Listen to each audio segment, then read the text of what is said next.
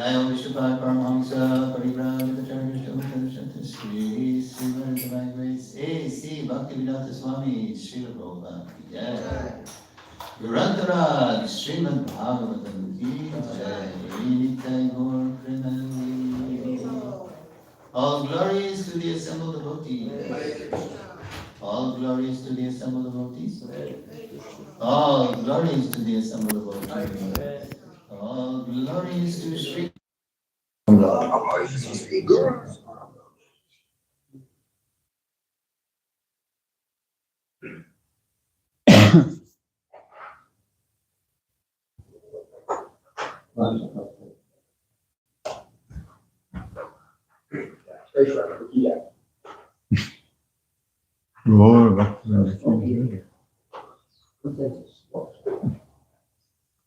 Om Namo Bhagavate Vasudevaya.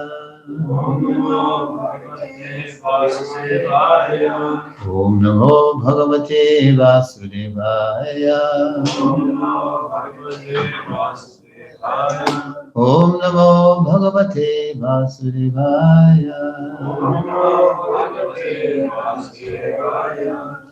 Reading from the Srimad Bhagavatam, translation and commentary by Srila Prabhupada, Canto 4, Chapter 30, Text 29.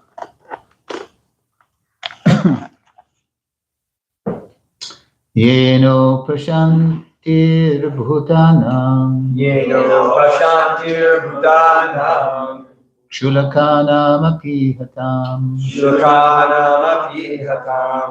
Antarhitonta hridaye. Antarhitonta hridaye. Tasmano vedana shishaha. Tasmano vedana shishaha. Yeno prashantir bhutanam. Yeno prashantir bhutanam. Shulakanam apihatam. Shulakanam apihatam. Antarhitonta hridaye. Antarhitonta hridaye. Kasmano vedana shishaha. Kasmano vedana shishaha. Yeno prashantir bhutanam. Yeno prashantir bhutanam. Shulakanam apihatam. Shulakanam apihatam. Antarhitonta hridaye. Antarhitonta hridaye. Kasmano vedana shishaha. Kasmano vedana shishaha. Yeno pashantir bhutanam. Yeno pashantir bhutanam. Shulakanam apihatam. Shulakanam apihatam. Antarhitam hridaye. Antarhitonta hridaye. Kasmano vedana shishaha. Kasmano vedana shishaha. Yeno pashantir bhutanam. Shulakanam apihatam. Antarhitonta hridaye. Antarhitonta hridaye. Kasmano vedana shishaha. Kasmano vedana shishaha. Yeno pashantir bhutanam. Yeno pashantir bhutanam. Shulakanam apihatam. Shulakanam apihatam. Antarhitonta hridaye. Antarhitonta hridaye. Kasmano vedana shishaha. Kasmano vedana shishaha. Yeno pashantir bhutanam. Yeno pashantir bhutanam. Shulakanam apihatam. Antarhitonta hridaye.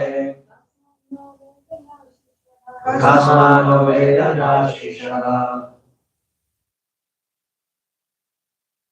Anyone else?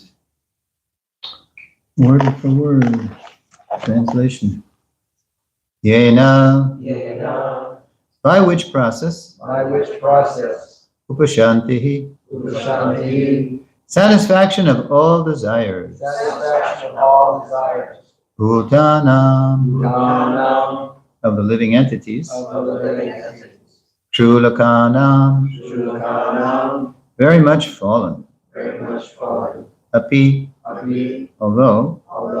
Ihatam, Ihatam, desiring many things. desiring many things. Antarhitaha, Antarhita, hidden. Antahridaye, Antahridaye, in the core of the heart. core of the heart. Kasmat, Kasmat, why? why? He knows. He knows. Na, Na, not. na. Ashishaha, Ashisha, desires. desire. This is Uchetas.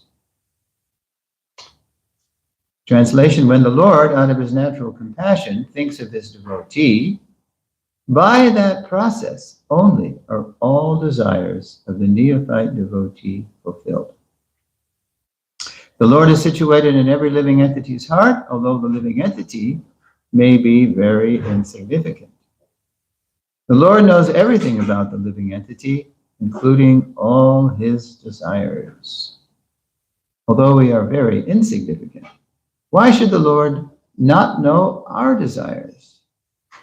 Please repeat. When the Lord, out of his natural compassion, When the Lord, out of his natural compassion, thinks of his devotee, thinks of his devotee, by that process only are all desires by that process only are all desires of the neophyte devotee fulfilled. of the neophyte devotee fulfilled. The Lord is situated in every living entity's heart. The Lord is situated in every living entity's heart. Although the living entity may be very significant. Although the living entity may be very insignificant. Did I say significant? Insignificant. The Lord knows everything about the living entity, The Lord knows everything about the living entity, including all his desires. including all his desires. Although we are very insignificant, Although we are very insignificant, why should the Lord not know our desires? why should the Lord not know our desires? The Prabhupada's purport. A very advanced devotee does not think himself advanced. He is always very humble. The Supreme Personality of Godhead, in his plenary expansion as the Paramatma or Supersoul, sits in everyone's heart and can understand the attitudes and desires of his devotees. The Lord also gives opportunity to the non-devotees to fulfill their desires, as confirmed in Bhagavad Gita, Atakspatir Jnanam Apohanam Cha. So, how does the Lord fulfill the desires of the why did Prabhupada quote that verse? When he's fulfilling the desires of the non-devotees, what is he doing? Giving them the intelligence, memory, and the wisdom to figure out. Well, in Apohanam means what? Forgetfulness. Yeah, if I want to not be a devotee, then he gives me the opportunity to forget Krishna. Whatever a living entity desires, however insignificant he may be, is noted by the Lord,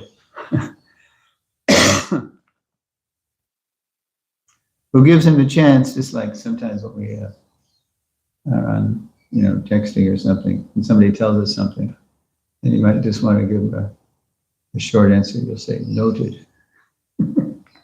So Krishna's in our heart. He's not really interested in our material desires, but he's noting them. Who gives him a chance to fulfill his desires? If the desires of the non-devotees are fulfilled, why not those of the devotee? A pure devotee simply wants to engage in the service of the Lord without material desire. And if he wants this within the core of his heart, if he wants this within the core of his heart, without material desire, and if he wants his heart, where the Lord is situated, and if he is without ulterior motive, why should the Lord not understand? If a sincere devotee renders service to the Lord, or to the Archa Vigraha, the form of the Lord, all his activities prove successful because the Lord is present within his heart and understands his sincerity. Thus, if a devotee with all confidence goes on discharging the prescribed duties of devotional service, he will ultimately attain success. Srila Prabhupada ki jai. Om Ajnana Timirandasya Jnanam Jalasalakaya Churunmilitam Jena Tasmai Shri Gurave Namaha. I was born in the darkest ignorance, and my spiritual master is kindly opening my eyes with the torch of knowledge. I offer my respectful obeisances unto him. I have one of those lozenges. You should have brought it. Getting the menthol inside of it. Is that the best? Yeah, it's really powerful. I've got some. What do you have? Oh, sorry. Well, now we got, My own strength. I should have brought one. Gaur Shakti gave me a whole bag of Bellencamp or whatever it is. It's really powerful. Okay, one of each. These are the best ones. This is really good. Okay. Okay, Do you want the other ones too, or? sure. More the merrier. Yeah. Old men cough a lot. I only do the cola or fishing. Old men are also challenged opening up the wrapper. Oh, here we go. Yeah, recall this sugar. But it's probably got high fructose corn syrup. I don't know. Lemon. The colas are all natural. That's right. Remember this. I'll return them to the basket. I expect a report. Okay, so today's verse continues the Pracheta's appreciation of the Lord's compassion. Yesterday, Kirtaneshwar was given the class, and Prabhupada chose to focus on Archa, how the Lord is so compassionate to come. We hear that a lot in Prabhupada's conversations, how people they're doubtful of the deity worship, or maybe even critical of it, and no, this is Krishna's compassion. You can't relate to the supreme. You know, he's the bigger than the biggest. He's also the smaller than the smallest. But he's come in a size, Prabhupada sometimes would say medium size. So you can bathe him, you can dress him, you can offer food to him. Yeah. So it was very, like yesterday's verse. The Prachetas are they're saying, "Dear Lord, the garment you have put on is yellowish in color." It's very directly addressing the Lord.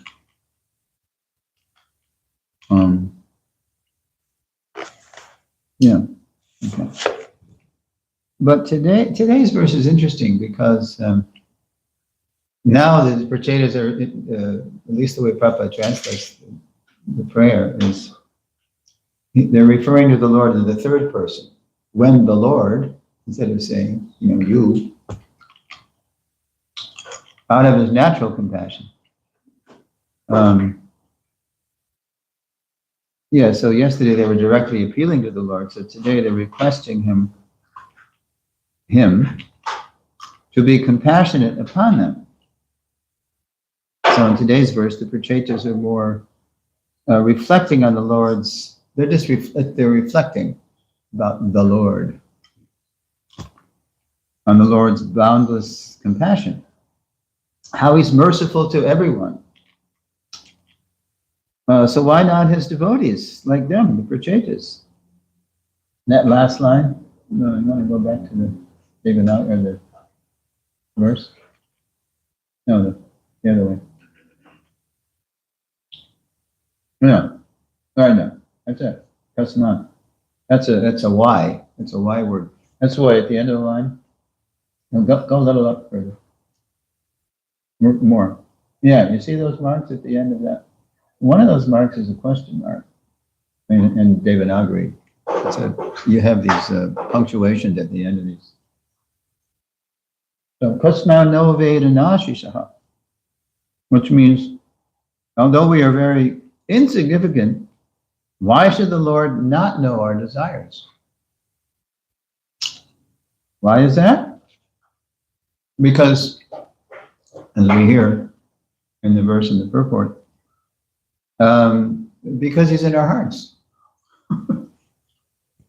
He's closer than our own breath, our heartbeat, or, he's in our heart of hearts.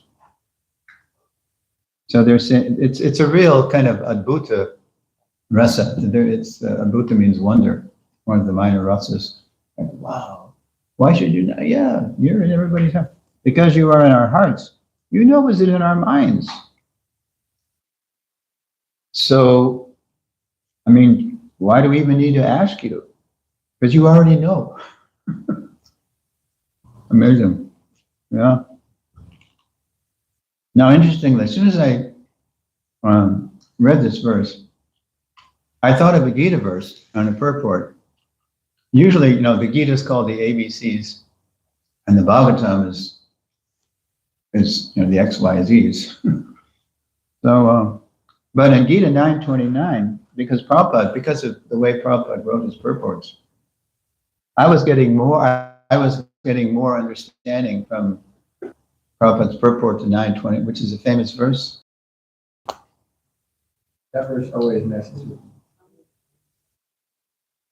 Voham sarva bhuteshu name dveshosti na priyaha ye bhajanti tamam bhaktya maiti teshu chapyaham.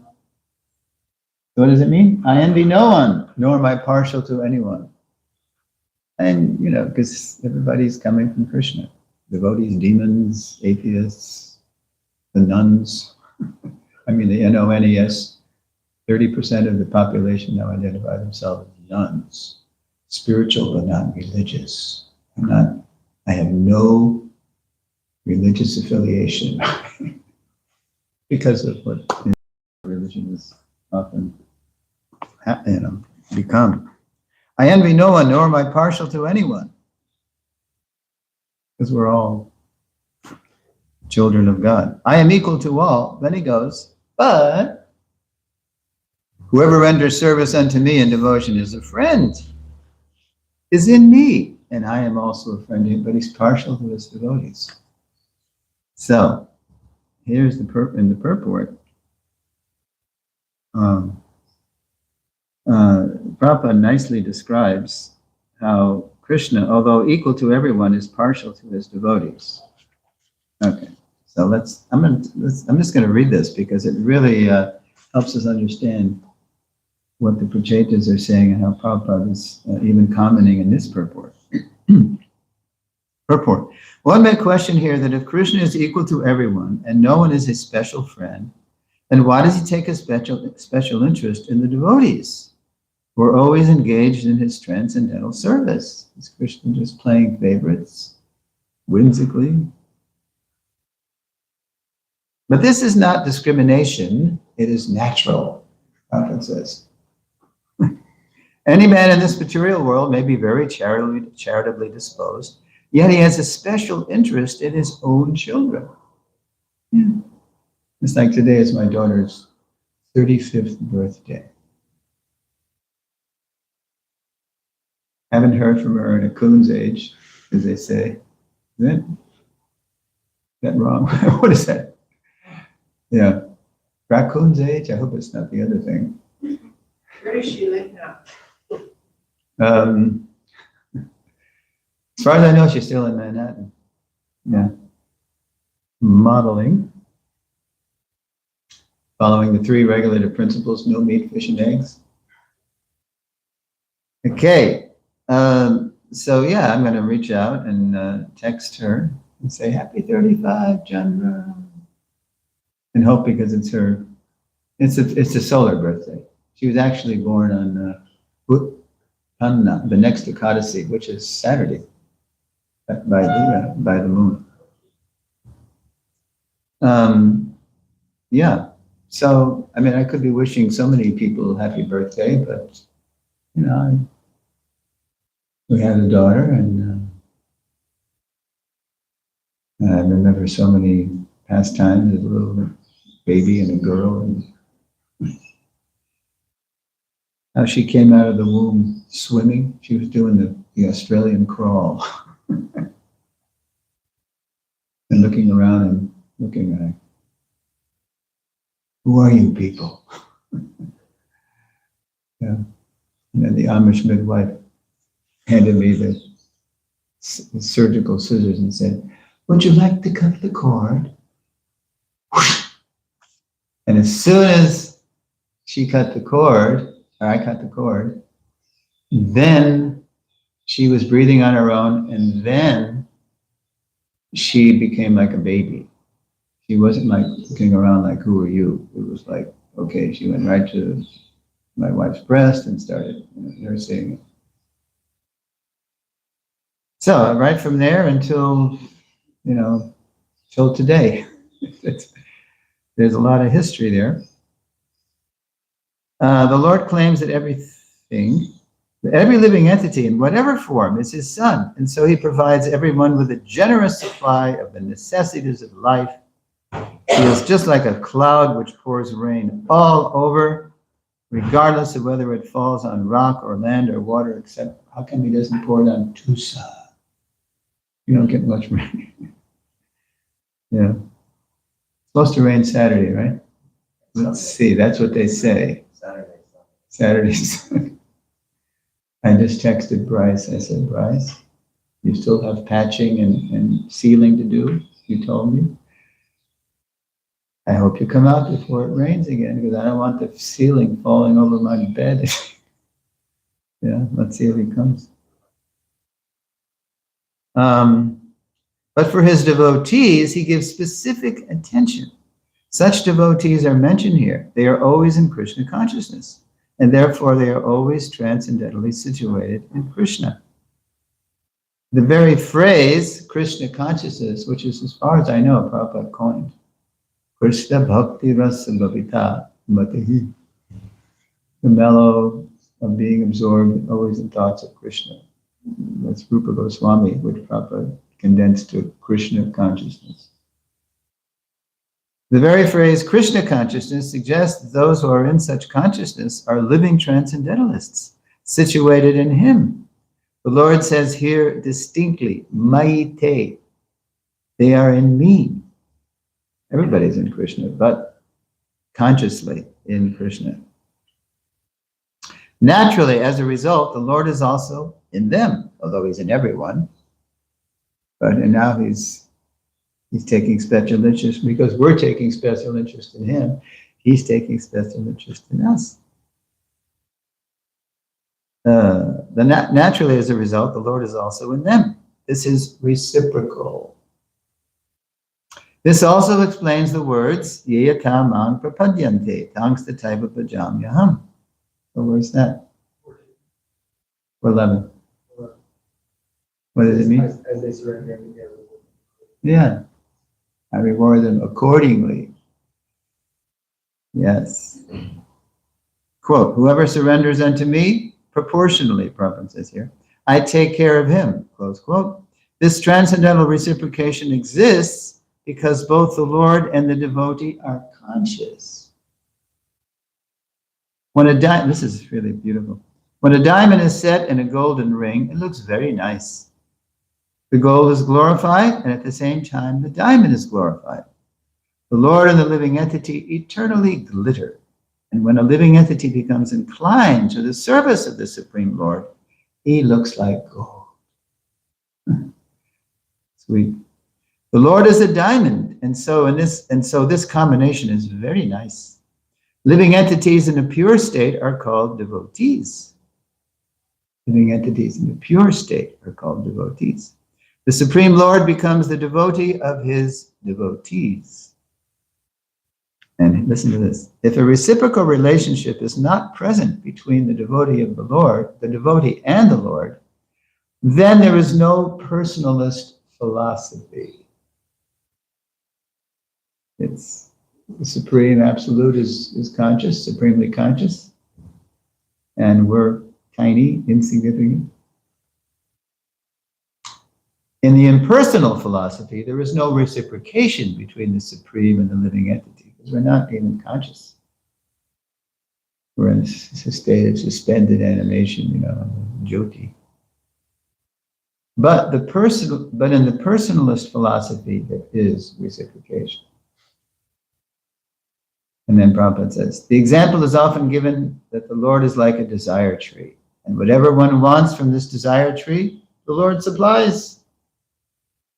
But here, the explanation is more complete. The Lord is here stated to be partial to the devotees. There's a difference in the way Krishna fulfills the desires when we're trying to forget him and the way when we're trying to remember him. This is the manifestation of the Lord's special mercy to the devotees. The Lord's reciprocation should not be considered to be under the law of karma. So when Krishna reciprocates with us, it's not simply that we did something good and therefore, okay, Krishna. If that's the attitude, that Krishna might hide himself, even though I'm calling myself an aspiring devotee. It's not karma kanda. Yeah. It's Krishna reciprocating our attitude, actually. The Lord's reciprocation should not be considered to be under the law of karma. It's not mechanical. It's the exchange of love. It belongs to the transcendental situation in which the Lord and his devotees function. Different than the way things work here in the material world. Devotional service to the Lord is not an activity of this material world. It is part of the spiritual world where eternity, bliss, and knowledge predominate. Okay, so that really shed some more light on the verse. And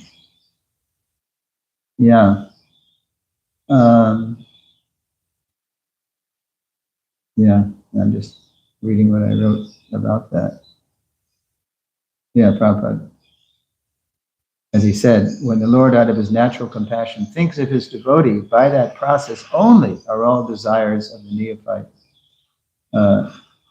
devotee fulfilled. Oh, wait a minute. Is that in the verse? No. Anyway. A very mystical reflection by the Prachetas, which, Prabhupada said that in the purport. A very mystical reflection by the Prachetas, which Gita 9:29's purport,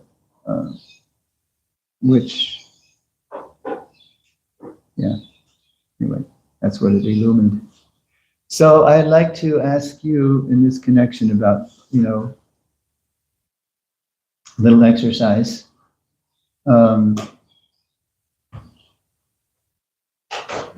Because Prabhupada said this is an activity, we're all aspiring devotees. It's an activity, it's not an activity in the material world. So I'd like to ask you, would you give an example? And I'll give an example from my own life. How has Krishna fulfilled your desires beyond your wildest dreams? Or how has Krishna protected you from your wildest dreams? Okay, so when I was a kid in elementary school, at Newfield Elementary School, I always liked to read and write. And I like to read comic books. I was an avid Superman comic book reader, Superman, Superboy, Adventure Comics. And so when I reached the age of 10 or something, I decided I want to write my own comics. So I did. And I just wrote them on, I just put boxes, like I have in comic books, boxes and blurbs for speaking. And it was the adventures of Mr. Pixie and his sidekick, Norman Numbskull. And I colored the, it was just really crude. I mean, I couldn't even draw or anything. But I had storylines, and then I stapled the pages together, and then brought them into my elementary school to show my classmates the latest comic of Mr. Pixie. Oh, Dickie, you brought us a new issue of Mr. Pixie. Let's see what you did. Okay, so that's when I was a kid. That means I had some propensity, for reading and writing or whatever. But when I was 23, I joined the Hare Krishna movement. And then, as many of us did, everybody did, in the early, we all went on in book distribution. So I started writing for the Sankirtan newsletter, which is started in Catonsville, Maryland by our own Shrutadev. Before they had, now they have, Vijay Prabhu still publishes the new book distribution newsletter. But anybody ever been to the Catonsville temple? Huh? Baltimore? Okay, yeah. Its claim to fame is that Prabhupada went there for about 2 hours, 1 hour. Yeah, but it's on the same property, and they preserved one piece of a rock that Prabhupada stepped on. They demolished the building, right? And they, if you go there and step back, the new temple, and but they have around Tulsi House, they have rocks, and then in one rock it says, "This is the rock that Prabhupada stepped on," because it used to be a step, and now it's just like a monument, And so Prabhupada was in DC in July '76, and somebody brought him pictures of Gauri Thai. Not just Gauri Thai, just Gauri Thai.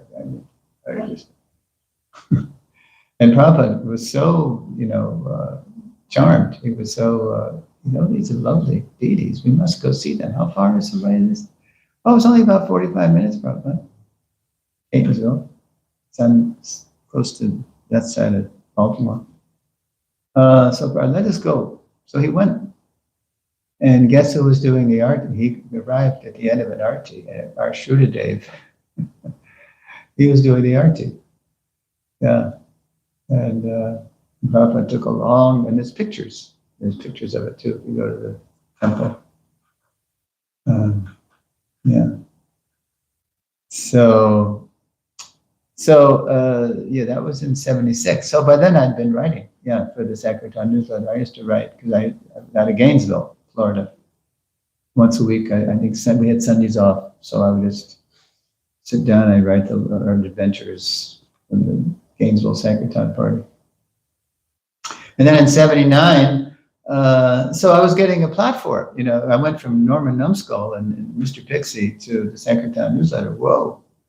I was getting to write, I was sharing. This was read all over the place. I think it was only in America. I'm sure it did. Yeah. And then in '79, I got a letter from a devotee named Taru in New Vrindavan, who had started the Brijbasi Spirit. Has anybody ever read the Brijbasi Spirit? Yeah. Yeah. So I used to live in New Vrindavan. So Taru was soliciting articles. He said, Suresh, you used to live here. Why don't you write some pieces about... So I did. I wrote, a lot of pieces. Kid Karma, Parthasarathi Rides Again, The Coldest Shower I Ever Took. Anyway. And so I graduated to the Brijbasi Spirit, which was a real popular, it was a New Vrindavan magazine. There was no such thing as online then. And then in '82, I wrote, one of my favorite was Cully at the Bat. Casey at the Bat. You read this famous baseball poem? No? Huh? There is no joy in Mudville, the mighty Casey has struck out. It was a famous baseball poem. Anyway, Cully at the Bat was about distributing books at the 1975 World Series with our Sankirtan party in Cincinnati. Oh, Cincinnati. Riverfront Stadium. Maybe Sundown was there. And getting totally smoked by the New Vrindavan mothers, the mothers' party. They were totally shutting us down. So Brijbasi Spirit. And then in '83, BTG said, hey, we've been reading your pieces in Bridgewater. I said, why don't you write for Back to Godhead? And by then I was living at Gita Nagari. So that's when I started writing for BTG, the Simple Living, High Thinking column. So that was wild. And that really endeared me to my father, who, wouldn't speak to me for the first 10 years I was a devotee because he thought I was just, culture or some crazy, thing. And I was trying to preach to him. That was, you don't do that. Don't preach to your parents. So then I got married, and then I didn't have a child yet. But then I was writing, and he was reading my stuff. He said, well, I wish you were writing for Time magazine, but this is good. You're a good writer, and I like reading about where you're living. You did not read. Beyond my wildest dreams. Yeah. Okay, so that's my story. How has Krishna fulfilled your desires beyond your wildest dreams? Or how has he protected you from your wildest dreams? You want to do a confessional? Yes. Here's an Ishwara Prabhu. I've been meditating a lot on this. I think it's quite funny because, I always had a thing for like stages and like, rock and roll, entertainment industry stuff. That was always kind of my like aspirations.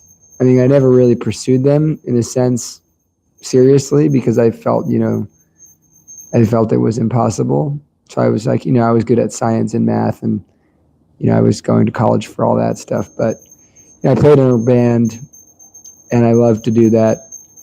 And I just find that Krishna is fulfilling all my desires to be a speaker and to be a musician in a sense, not just more or less, not even just a musician, but a showman. What I like to do. It's not something I want now, but when we were in India, I ended up meeting up with Radhesham Prabhu and Acharya Ratna, and they took me to Kharagpur, which is IIT Kharagpur it's the most prestigious college in India. Kharagpur. Where is that? It's north of Kolkata, I think. It's outside of Kolkata, like 2-3 hours out of Kolkata. It's the main IIT campus. Oh wow! Big. And so it's like, it's very prestigious, and the devotees aren't generally allowed inside. They still preach in there. They have a whole amazing way of infiltrating and preaching. But I guess there were 6 suicides in one semester at that campus. And so then because of that, the dean asked the devotees, Radhesham Prabhu, to come give a talk. Wow. And so then we were in this big giant auditorium, and in this giant auditorium, they wanted me to lead kirtan. And so they're all, most of them are fired up, young men, they're like kirtan, and there's some staff. And so here I am on the stage, and it's like I'm on a stage and I'm with a microphone, and, we get this rockin' kirtan going, and everybody in the audience is coming down from the seats, and they're all moshing, and it's a whole Krishna fulfilling my rock star desires in a spiritual way. And also I was feeling the same at when we were speaking at the down there in southern Arizona, the Dome Temple. Yeah. And we were speaking there, and I was thinking, I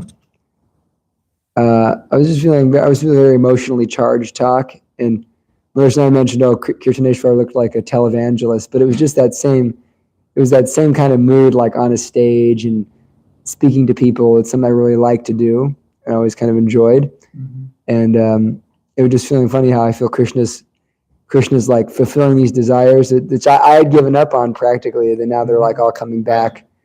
And and then also even just this George Harrison concert, because of course I spent 10 years of my life playing the guitar every single day, and I thought I wasn't really going to play it much as a devotee, just my own a little bit. But then now Krishna's given me the opportunity to be fully absorbed in playing guitar and learning songs, and kind of that atmosphere which I really enjoy. musical atmosphere, but also in a Krishna conscious way. So it's really amazing. Yeah, that's great. Yeah, that's a classic. Yeah. Yeah, we have these propensities. So Krishna knows when the right time is for allowing us to use those propensities in his service. Because if we're not mature, then we'll make ourselves the center too much, right? I mean, it's there. You know, we have a desire, like you said, rock star or famous writer or whatever. But then Krishna knows how to purify that by engaging it in his service. Yeah, great. Anyone else? Whoop. We have a husband and wife competing, collaborating. My desire, just because it would pay the bills and my dad would pay for the education, I was in pre-med to become a dental hygienist. And so I got straight A's, and but I had a teenage son who was like a real handful. I got interviewed twice, and I didn't pass. I didn't get in because she said, "You won't like it." You know, I was selling real estate before, and she wanted to sell real estate. She goes, "You don't want to scrape teeth." So that was Krishna prevented me from that. My brother said you should have sued that I couldn't get in. But anyway, it didn't work out. But then Krishna fulfilled my desire. I always wanted to not worry about money. I was single mom, food stamps, just always struggling. And now Krishna's fulfilled my wildest dreams because my parents were very wealthy and they hated me. Well, they hated me being a devotee, you know, so they cut me out and didn't ever help me. And over years, never helped me. But then I took care of them the last 2.5 years of their life because my mom, like, I want Diane, you know. Wow. And it was very austere. And my dad hated me. I hated him. It was wild. But anyway, now I'm getting disbursements from their estate. So we're like cushy. And so I can give a lot of money to the temple, which is very satisfying. Wow. Okay, Jai Sri Krishna. And now, here's another beneficiary of an estate. Well, I think my wildest dreams, in 1975, early 1975, I was living in Atlanta, and Prabhupada came to the old temple before they got the temple by Piedmont Park. It was 16th Street. Before Ponce de Leon. Before Ponce de Leon. Wow. Where were So, what's that? Where were they downtown in Atlanta? Downtown, right off of Peachtree. Cheap rent, yeah, that's the early. There was a big old Victorian house and it actually burnt to the ground 2 or 3 days after the devotees moved out. But anyway, I had been going, we lived north of Atlanta a little bit, and I'd been going with my first wife at the time. So Prabhupada was coming. So we went and saw him it was late February, early March, 1975. Yes. And there were a lot of significant devotees there at the time. And they had moved by then, right? No, they were about to, but they hadn't done it yet. Okay. They hadn't done it yet. So back in that time, I was spending winters in Atlanta and summers in Denver. So 75, I came back to Denver in probably mid-May and lived over by City Park, which is walking distance or biking distance from the temple. That's where we have the video of Prabhupada the morning walk, right? Right. 75 June. So back in the day, the Sunday feast used to be at 4:00. And I'd been back for a couple of weeks and I hadn't been to the temple yet. So I thought, well, I'll go to the temple this afternoon for the Sunday feast. So I rode my bike over there and the streets were just packed. You know, I knew it's way too early for John Nostamy. It's too late for Guru Purnima, so I didn't know what was going on. So anyway, parked my bike, went in the side door there, paid my obeisances to the deities, looked up, and the Vyasa-san is also where it is now. looked up, and there was Prabhupada Wow. himself. So you saw him in Atlanta and Denver. Yeah, well, in Atlanta, we knew. We went to see him. Yeah. In Denver, I had no idea Wow. that he was going to be there. It was just totally Krishna's mercy. So to look from the deities to the Vyasa-san, and there is Prabhupada, that totally blew my mind, because I had no idea that he was going to be in Denver that week. So that Gave you a bonus. it was a big bonus, a very big bonus. And you could just see he had the halo they talk about. Yeah. You see it around Jesus and Mary, they show it. But Prabhupada had that. You could see that. Yes. I don't know if everybody saw it, but I definitely saw it. It was there. It was real. So Wow. it was special mercy, mercy. And it was beyond my wildest dreams that I would get to see him twice within 3 or 4 months, Okay. So that was it. Ooh. Yes. Anybody else? Yes. Mine's not nearly as exciting as everybody else's. But when I was a little girl, I used to watch the Disney cartoon Beauty and the Beast. And there's this scene where the beauty, where Belle, she gets, trapped in the Beast's castle, and she's obviously very upset. And so then he shows her his library, and she's like so ecstatic that there's this library with thousands of books in it, and I just always remember when I was a little girl, I was like, yes, I want that. I want to be in a library. And so I don't know if any of you have been in my room, but Thousands of books in that corner. yeah, there's probably not thousands, but Well, Krishna might give you a bigger room someday. yeah, and so and then I'm not a big dreamer, I guess. And then one of my other dreams was I always just thought it would be great fun to be like a servant in a grand house, and so that's pretty much what I am now. So. You got spiritual books.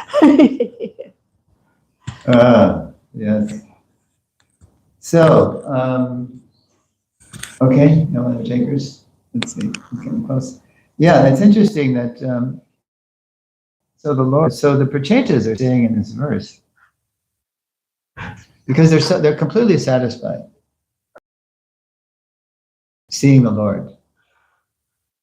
But you'll see in a few verses, they still want to ask a boon. Yes, Kirtan. I just wonder, something that I've been thinking about in terms of this particular thing I haven't remembered is that, Krishna's fulfilling these mundane desires in life. It's really been amazing. I've been experiencing that. Then at the other time, there is desires that I have, and that I, even in a moment of weakness, you may be like, come on, Krishna, help me. But Krishna's definitely not even come close to fulfilling. So but then you realize that Krishna, Lord Chaitanya says, I don't fulfill the desires of such a foolish fool, and that's me. So Krishna is fulfilling the desires that you can use in his service, but if we can't use it in his service, if it's actually full on Maya, Krishna is just nope. And Krishna, in fact, will not just nope, but he'll arrange it in such a way that desire becomes horrible and is a source of intense suffering. Yes. That was the second part. You could say, how did Krishna protect you from your wildest dreams? This is what he does if we're sincere. Otherwise, as we said in previous class, he might just give me enough rope to hang myself. So I'm not going to get a Ferrari? Is that what you're telling me? Well, maybe there's some, I can't think of a use, but maybe you'll be a Krishna, maybe you'll be in the Grand Prix or. Yeah. I promise. Yeah, I will give Lord Jagannath a ride to the parade site. So anyway, we're going to see how even though the Prachetas are totally satisfied, then they're going to ask a boon. But you're going to see what kind of boon they ask for. That's coming up. Srila Prabhupada ki jai. As promised.